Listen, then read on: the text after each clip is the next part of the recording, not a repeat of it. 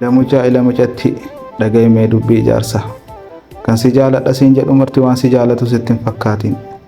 Ilmi amma warra laaluu qaata dhiise, gosa laaluu qaata dhiise, Oromoo laaluu qaata dhiise. Dur zabana abboota keenya haadha abbaa laalan, gosa laalan, amma bara akkasiitii miti ila mucatti ila mucaako.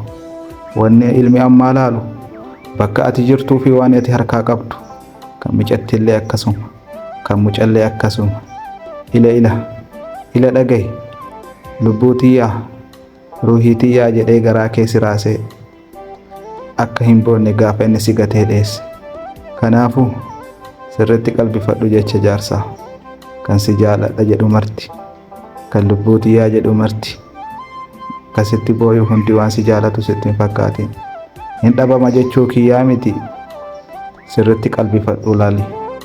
Bar jaarsi lafaa ka'ee akkanatti waan hamaadha, waa arga waa dhagaya, dubbii keessa oolla, dubbitu nu gaya. Kanaaf akkanatti isiniif himna ijoollee ko.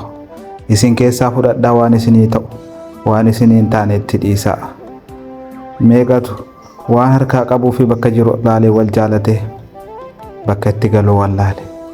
Jireenyi jaraa bultiin jaraa biyyuma ormaatitti dhaabatte. Meeqatu maatii isaa osoo hin beekin jaalate, meeqatu maatii isaatti galuu wallaalee karatti hafe. Isa malee maatiin beektu ijoolleen ammaa dubbii akka kanaatti beebar ijoollee.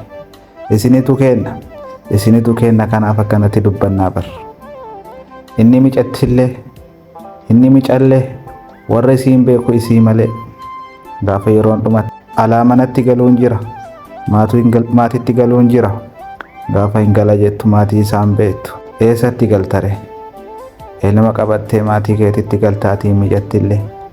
Inni gurbaa ilma ofii san waakkate, mallaqa siiltee fudhate, mana ofii ijaarate, daa'ima isaa gadi ilaalee fuudha.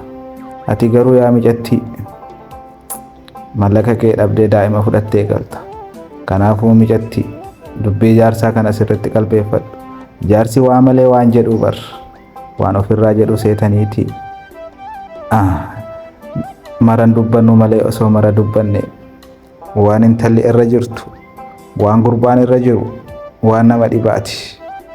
Kanaafuu yaa ilmaan ko sirriitti qalbifadhaa waa'ee bultii keessatti.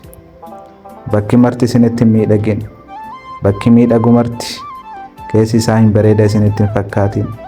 Waan isa bareechetu jira gaafa dhugaa isaa argitu. Mucaa ila mucattii rakkata waan ta'eef sirriitti qalbifadhu.